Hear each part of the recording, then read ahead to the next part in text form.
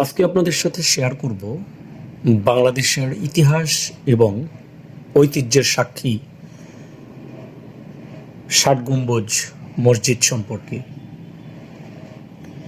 বাংলাদেশের দক্ষিণাঞ্চল বাগেরহাট ইতিহাস, ঐতিহ্য আর স্থাপত্য শিল্পের অনন্য ভাণ্ডার।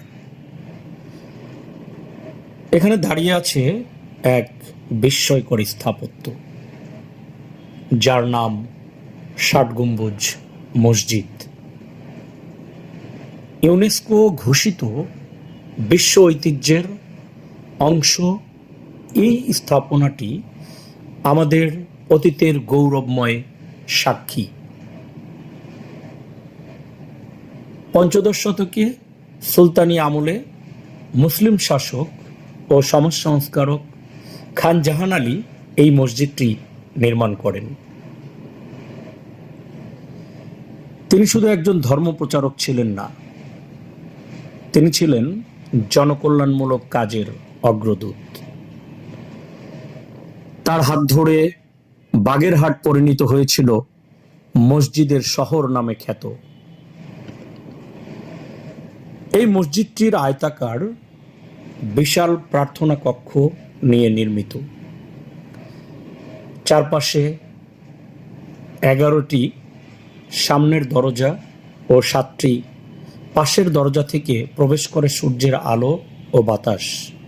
প্রচণ্ড গরমের সময়ও এখানে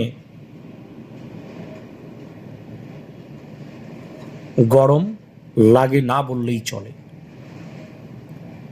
মোট 77টি গম্বুজ থাকলেও 7টি প্রধান সারির কারণে এটি ষাট গম্বুজ মসজিদ নামে পরিচিত।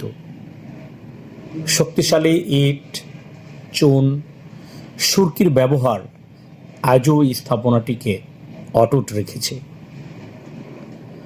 ষাট গম্বুজ মসজিদ শত শত বছর ধরে শুধু একটি উপাসনালয় নয়, বরং ইসলামী শিক্ষা ও সংস্কৃতির কেন্দ্র ছিল।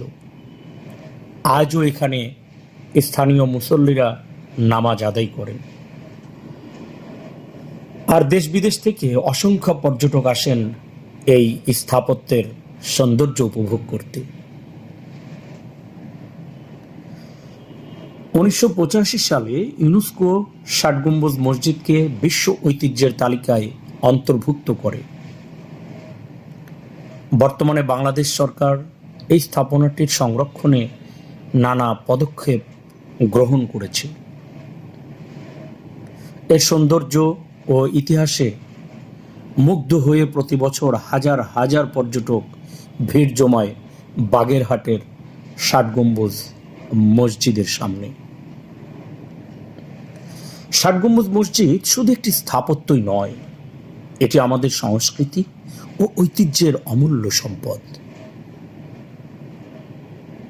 600 বছর পরেও আজও দাঁড়িয়ে আছে গৌরবের সাথে, আমাদের ইতিহাসের সাক্ষ্য বহন করে।